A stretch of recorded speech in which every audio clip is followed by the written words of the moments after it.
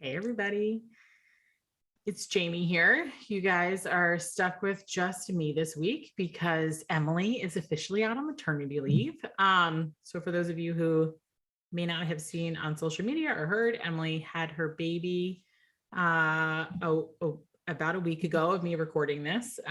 So in mid-October, she had another girl. Her name is Eloise, and Emily and the baby are doing great. So she'll be out for the next several weeks, and I'm toying around with a few different formats for the podcast while she's out, including weeks like this where it'll just be me. Other weeks we'll have an expert guest speaker on, and then other weeks where I would love to be able to have you guys come on with me as, clients and actually talk through some of your questions live. One of my favorite things is to coach parents live. So those are a few formats that you'll likely be seeing over the next few weeks. But today, I'm going to stick to our usual format, which is having a topic for you guys, for me to talk through, some strategies about. And this week has actually come from me doing our Moment for Mom. So for those of you who don't know what Moment for Mom is, on Instagram every Monday night, we used to do it in our feed where we would post an image and actually answer questions live in the feed. Just type the answers right in the feed. We've since switched it over to putting a question box in our stories, and then taking questions the following day, and I answer a bunch of questions just in our stories the following day. But I try and answer as many questions as I can from, a bunch of different topics for you guys to just have, some answers related to any parenting topic. It can be from pregnancy to the newborn phase through toddler phase. But pulling from that, the questions that I get asked each week, one of the most common questions that I get asked and comes up every single week is this question around, like, when is the ideal time to sleep train? And so that's actually what I wanted to talk about today, because this is a question that keeps coming up. There are some complexities to the answer, but that's what I wanted to touch on today with you guys. So I first want to start with the newborn phase. So our very first podcast episode was on how to get your newborn to sleep longer stretches of sleep at night. And this is it's the episode called Do Nothing. And so those strategies that we talked about in that episode really focus on babies about 0 to 3 months, 0 to 12 weeks. So I'm pointing that out because what I'm going to talk about today is kids who are older than that. But if you're listening to this and you have a baby who's younger than, 4 or 5 months, I want you to know that there are still other things that you can do to set up, healthy eating and sleeping habits from the get-go. It doesn't mean you have to wait until they're 4 or 5 months to implement healthy sleeping strategies. It's just the recommendations that I give are a little bit different, starting around 4 months. So let me just first answer the question: what is the ideal time to sleep train? Everybody's going to have a different answer to this. So I'm going to answer this question based on my personal and professional experience. Ideally, I love if I can talk to parents when their babies are about 5 to 7, 5 to 8 months. That tends to be a sweet spot in terms of development for babies and, the sleep training being successful. I'm going to talk about how nutrition impacts sleep, but from a nutritional standpoint, and then just babies like picking up on it super quick. Like that's the stage where this is really successful. Like you can usually sleep train a baby between 5 and 8 months ish in really about like 3 to 4 nights.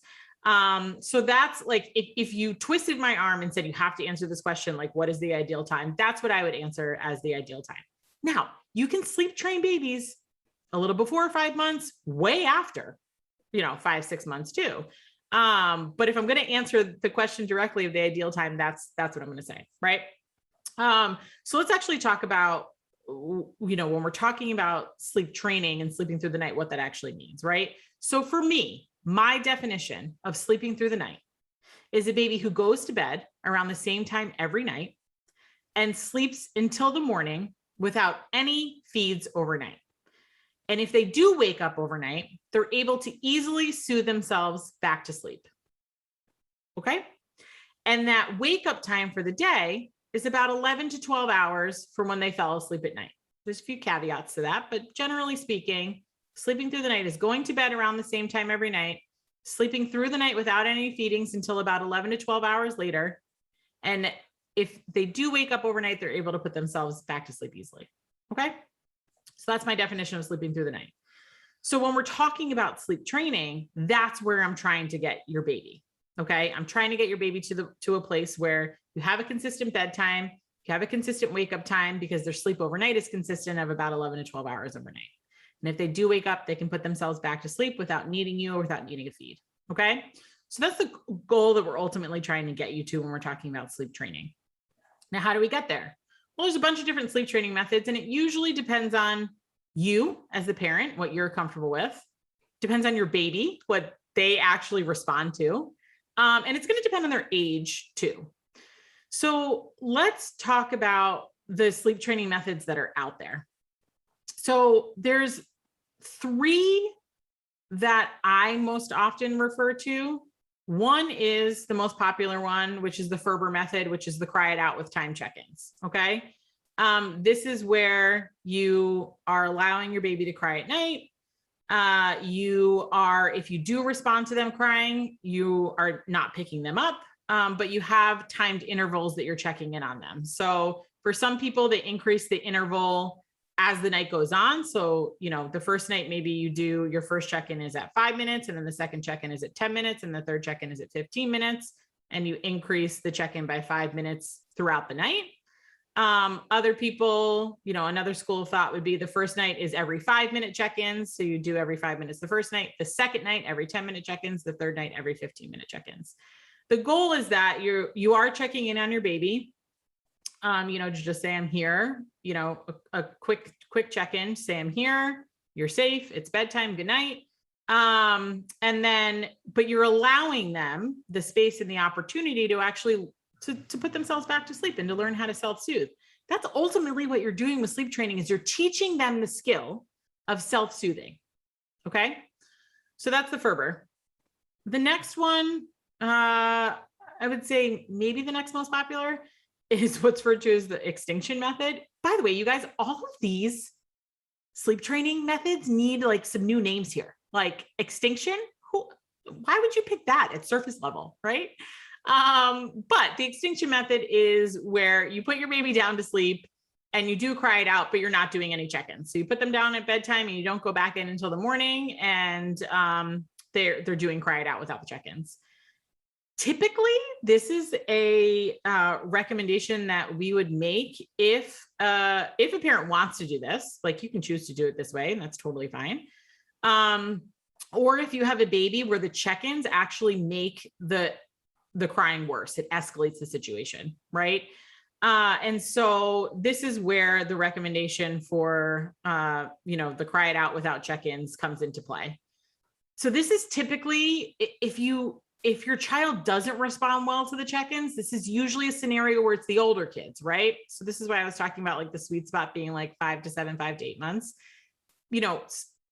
A separation anxiety, can start as soon as 5, 6 months, right?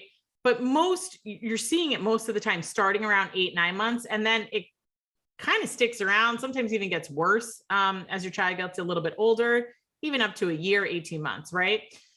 So this is where sleep training a little bit earlier can be helpful, because you're not necessarily dealing with like some massive separation anxiety. So for a kid who is suffering from separation anxiety, sometimes these check-ins can actually be can really escalate the situation. And so oftentimes the recommendation may be to do something more like extinction. So those, I would say, are probably like 2 of the most common ones that I talk about. The third is the pick up, put down method. And this is the method for people who are looking for a way to respond to their child when they cry, in a way where it's not, just letting them cry and not helping them soothe, but is actually, responding to them and providing them with some sort of, support or, trying to help them soothe, right? And so with the pick up, put down method, you're actually going into the room when they cry, right when they start crying, picking them up, helping them soothe, but they still not letting them fall asleep on you, right? So they're still awake, but once they sort of calm down and they soothe, you're putting them back down into their crib. Okay. So those are the three sort of, I would say the three most common sleep training methods that we talk about, with the most common one that people want to do and we end up recommending is usually the Ferber. Now, I do want to touch on the crying piece, right? There are people out there that claim to have like a no cry, sleep training method. And I'm not saying that there aren't methods out there that are less crying in the moment and where you're responding to your child, very similar to the pick up, put down method, right? But no matter how you slice it, when you are sleep training, you are teaching your child a skill that they don't know how to do, right? Self-soothing. That's ultimately why you end up sleep training, right? Is because they don't know how to put themselves back to sleep without you holding them or rocking them or a feed. So you're teaching them how to self-soothe. And anytime we teach a child a new skill, anytime, whether they're 5 months old, 18 months old, 6 years old, you're going to meet some resistance because they don't know how to do it. And it's going to feel frustrating, right?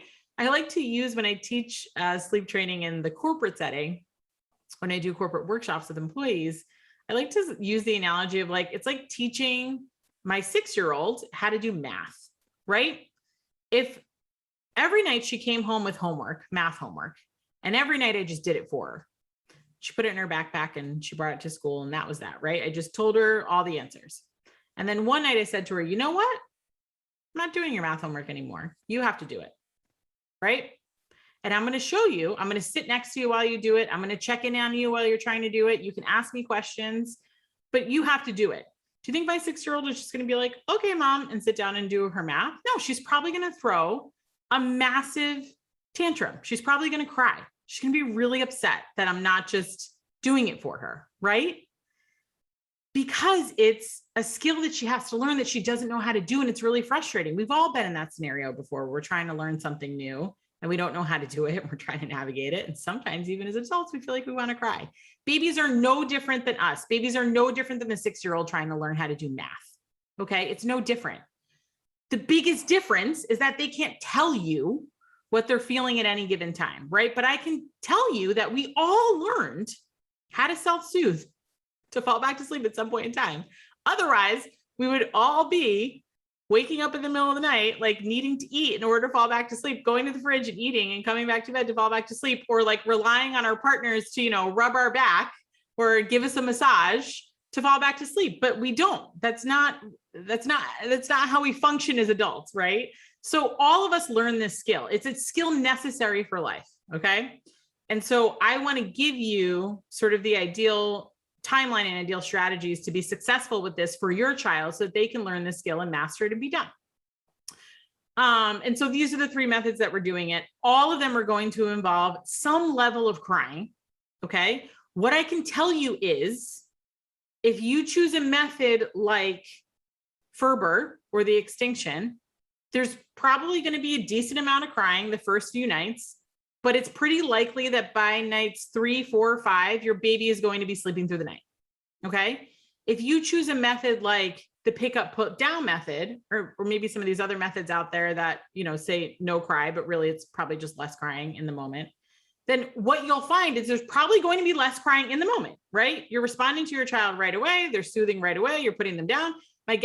You're likely going to do more check-ins throughout the night, but it's going to be less crying in the moment. And it's likely going to take a longer amount of time. So maybe more like 7 days, 10 days, maybe even up to 2 weeks. Okay. For your baby to sleep through the night. But that is also a fine method to choose too. I just want you to know what you're getting into when you're choosing a method, right? And sometimes you choose a method that feels good for you, right? So there are parents who I've worked with where they do choose a method like the check-ins, and then they go to do it, and it's actually not right for their kid. Their kid's is getting worse every time they do the check-in.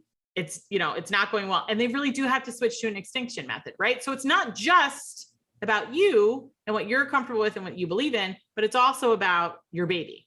Okay. So that's how I want you to think about it. An analogy that I like to use when choosing a sleep training method is like, are you somebody who likes to rip the Band-Aid off, or are you somebody who likes to slowly peel it off, right? Ripping the Band-Aid off, probably using more of like a Ferber and Extinction method. Slowly peeling the Band-Aid off, likely probably talking about a pick up, put down method, or, some of these like less crying in the moment methods. Okay. So that's how I want you to think about it. The other thing that I want you to think about when you're thinking of creating a plan for sleep training is there's two really important aspects to it. One is you need to have your partner on board. If you guys are not on the same page, I can guarantee you it will fall apart. Sleep training will fall apart at 2 a.m. night one, right? None of us are our best selves at 2 o'clock in the morning with a screaming child at home. And so if you're not on the same page, it will all fall apart. So make sure your partner's on the same page. Along the same vein, the other really important thing is whatever method you choose, you have to be consistent with that method for at least 3 nights before deciding whether or not it's working. Okay. The only caveat to that is if you chose to do check-ins and night one, like your kid is not responding well to check-ins. That's the only time that you can change it to, maybe not doing check-ins. Okay. But it's really important for your partner to be on board. It's really important for you to be consistent. Okay. When we're talking about, I started off this podcast talking about the ideal age, right? Being between like 5, 7, 5, 8 months for some of these developmental reasons. Also from a nutritional standpoint, like your baby is fully capable of getting in all the calories that they need during daytime hours and sleeping through the night at this age too, right? That baby, the newborn baby that we talked about in the very first episode, they still need calories at night, right? Same with this, the space between like 3 and 5 months. So oftentimes, I'll get a message from somebody who has a baby who's, 14 weeks or 16 weeks. And they're like, I want to sleep train my baby. And it's like, all right, well, what's the scenario that's going on? Right. And if you have a kid at 4 months old, maybe a little bit less, who is going to bed at 7 o'clock, sleeping until 7 a.m. and has one wake up overnight around 3, 4 a.m. for a feed, it's actually pretty normal, right? So resetting your expectation and standards around normal, like that's pretty normal for kids to have that one feed overnight in their 11 to 12 hour sleep cycle up until about 5, 6 months. Now, some kids will get rid of that feed themselves overnight, and then you don't have to sleep train them at all. Other kids, maybe you get to 5, 6 months and you're like, all right, I'm done. Like I want to get rid of the feed. And then you can sleep train them for that one feeding overnight. So around this, between this 3 and 5 month mark, it's really like, what is going on? Is it that they just have this one feed overnight and you really want to get rid of it? We can talk about sleep training, right? But that's not abnormal for them to want that one feed. Or is it that they were sleeping longer stretches, or they have 3 feedings overnight, and now they're, and they're waking up they're still waking up, or now they're waking up every hour and a half, 2 hours and can't fall back asleep, right? That's totally different than the kid who sleeps 11 to 12 hours overnight with one feed overnight, right? So if you have a 3, 4-ish month old who is waking up every 2 hours every night and was sleeping well, or, the 4-month sleep regression, or is still waking up, every 2, 3 hours overnight to feed, there are sleep training methods that you can use at this age. And it's usually related to how they're going down at bedtime. So doing some sleep training at, bedtime and maybe for the first half of the night. And when you do that, choose a sleep training method for that period of time, it then usually results in them falling into the category of either sleeping through the night or just having that one consistent feed overnight, which again is normal. So that's how I would think about the younger ages. We do actually have a whole course. It's included in our membership, or you can purchase it as its own separate course called Sleep for Babies 12 to 20 Weeks, because this is a little like in between limbo phase. And I do like to give people strategies just about this phase, right? Especially people who are going through like a 4-month sleep regression. Side note, you guys, this is not actually statistically accurate, but if you had asked me how many clients I work with on a regular basis, how many of those people go through a 4-month sleep regression, my guess would be like 20% or less. Not every kid goes through a 4-month sleep regression. Not every kid goes through a sleep regression, period. I mean, you're talking about, I have 3 girls. None of my kids had a sleep regression, none of them. And I only actually sleep trained one of them. So not all kids need to be sleep trained. Not all kids go through a sleep regression. Okay.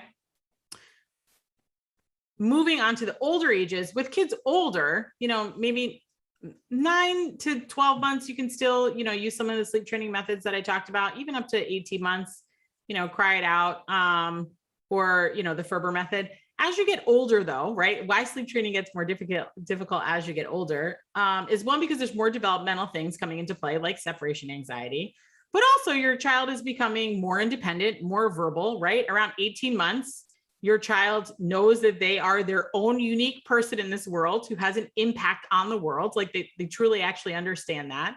And so that's why 18-month-olds can be really challenging in terms of behavior and saying no and giving pushback, because they're seeing what kind of effect they can have on their environment.